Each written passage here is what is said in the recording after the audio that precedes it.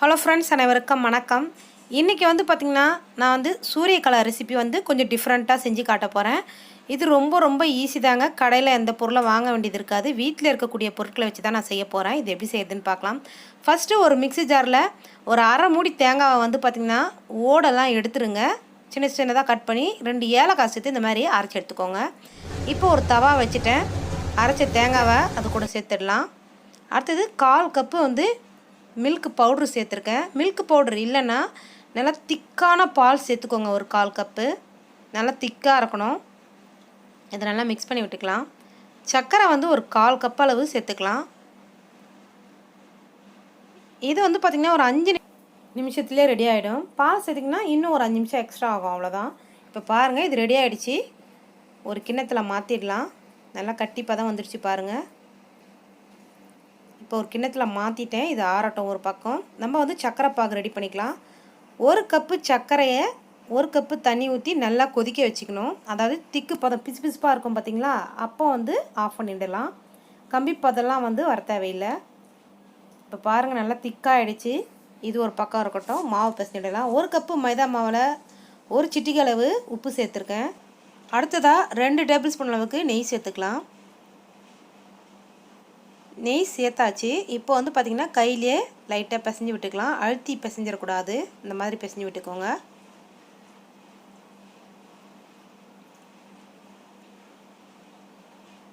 இப்போ கொஞ்சமாக தண்ணி ஊற்றி இந்த மாதிரி பிசைஞ்சு விட்டுக்கலாம்.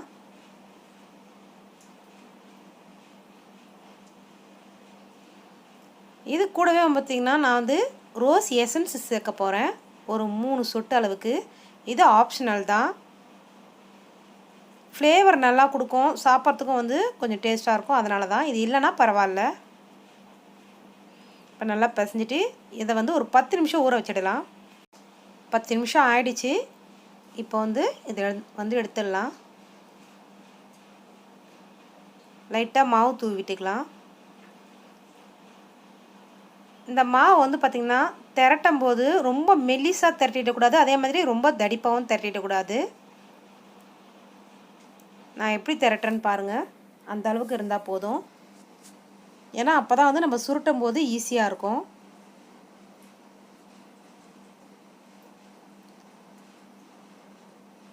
இப்போ வந்து ஷேப்புக்காக நான் ஒரு சின்ன வந்து டப்பா மாதிரி எடுத்திருக்கேன். நீங்கள் வந்து எதனா மூடியும் எடுத்துக்கலாம், இல்லை டிஃபன் பாக்ஸ் மூடியும் வந்து எடுத்துக்கலாம். இப்போ வந்து கட் பண்ணிக்கலாம். இப்போ கட் பண்ணியாச்சு. இப்போ நம்ம ஸ்டஃபிங் வந்து நல்லா ஆறி இருக்குது. இப்போ வந்து ஸ்டஃப் பண்ணிக்கலாம். கொஞ்சமாக வந்து ஸ்டஃப் பண்ணிக்கலாம். இப்போ வந்து ஓரங்களில் தண்ணி தொட்டு தடவி விட்டுக்கலாம். லைட்டாக தடவினா போதும். இன்னொன்றையும் எடுத்து இந்த மாதிரி லைட்டாக ப்ரெஸ் பண்ணி விட்டுக்கலாம் மேலே வச்சு. இப்போ வந்து நம்ம ஷேப் பண்ண ஆரம்பிச்சிடலாம்.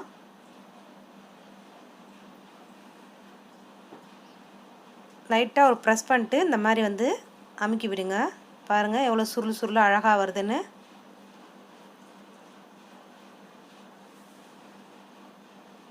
இதே மாதிரி நீங்கள் வந்து எல்லா மாவையும் பண்ணி வச்சுக்கோங்க. நான் எண்ணெய் கடாயை வந்து காய வச்சுருக்கேன் மீடியம் ஃப்ளேமில். இதில் ஒரு சின்ன டிப்ஸ் என்னன்னு பார்த்திங்கன்னா, ரெண்டுமே வந்து சுட வந்து நம்ம சேர்த்துடக்கூடாது. ஒன்று இது சூடாக இருக்கணும், அப்படி இல்லைன்னா வந்து சர்க்கரை பாகு சூடாக இருக்கணும். அதுக்குன்னு சர்க்கரை பாகு ரொம்ப ஆறிட்டதுக்கப்புறம் வந்து சேர்த்துறாதீங்க. லைட்டான வெதுப்பான சூடு இருந்தால் போதும். இப்போ வந்து நான் எல்லா மாவையும் ரெடி பண்ணியாச்சு. இப்போ எண்ணெயில் பொரிச்சு எடுத்துக்கலாம். நான் இன்னொரு மாவையும் வந்து அதாவது ரோஸ் எசன்ஸ் ஊற்றாமல் நான் பிசைஞ்சு வச்சுருக்கேன். அதையும் தான் ஷேப் பண்ணி வச்சுருக்கேன்.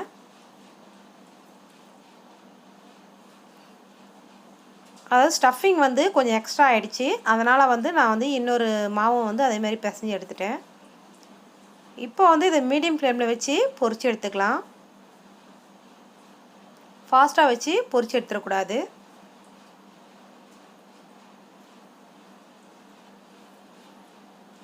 லைட்டாக வந்து கலர் சேஞ்ச் ஆகும் பார்த்திங்களா, அப்போ வந்து எடுத்துக்கலாம்.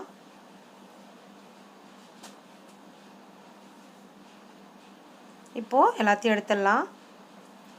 நான் வந்து 4 நாளாக வந்து பொரிச்சு எடுக்கிறேன். இதே மாதிரியே நீங்களும் எல்லாத்தையும் பொரிச்சு எடுத்துக்கோங்க. சர்க்கரை பாகில் பார்த்திங்கன்னா ஒரு 10 நிமிஷம் ஊற வச்சிட்டதுக்கு அப்புறம் தான் நம்ம வந்து தட்டில் மாற்றிக்கணும். இப்போ பாருங்கள், சர்க்கரை பாகு சூடாக இருக்குது. சூரியகலா வந்து லைட்டான சூடில் தான் இருக்குது. நான் இப்போ சேர்க்குறேன் பாருங்கள். நீங்கள் வந்து பார்த்திங்கன்னா இந்த மாவு பிசையும் போது பேக்கிங் பவுடர் ஒரு 1/4 டீஸ்பூன் சேர்த்திங்கன்னா 1 நிமிஷம் ஊறினாலுமே போதும். அந்த அளவுக்கு நல்லா ஊறி இருக்கும். அதே மாதிரி நல்லா சாஃப்டாகவும் இருக்கும் இந்த சூரியகலா பார்த்திங்கன்னா. நான் இன்றைக்கி வந்து பேக்கிங் சோடாலாம் எதுவுமே சேர்க்கலை. இப்போ வந்து இதை எடுத்துடலாம். 10 நிமிஷம் ஆயிடுச்சு. இது வந்து பார்த்திங்கன்னா கொஞ்சம் வித்தியாசமாக டேஸ்ட்டாக இருக்கும், ரொம்ப நல்லாவும் இருக்கும். நீங்களும் வந்து இந்த சூரியகலா ரெசிப்பியை வந்து ட்ரை பண்ணி பாருங்கள், ரொம்ப ரொம்ப பிடிக்கும். நீங்கள் வந்து கோதுமை மாவில் செய்யணும் அப்படின்னு விருப்பப்பட்டீங்கன்னா செய்யலாம். கொஞ்சம் டேஸ்ட் வித்தியாசப்படும், அவ்வளோதான். ஆனால் நல்லாயிருக்கும். நீங்களும் வீட்டில் ட்ரை பண்ணி பாருங்கள் இந்த ரெசிப்பியை. ரொம்ப ரொம்ப சூப்பராக இருக்கும். இந்த வீடியோ பிடிச்சிருந்தா மை சமையலுக்கு சப்ஸ்கிரைப் பண்ணுங்கள், லைக் பண்ணுங்கள், ஷேர் பண்ணுங்கள், கமெண்ட் பண்ணுங்கள். தேங்க்யூ.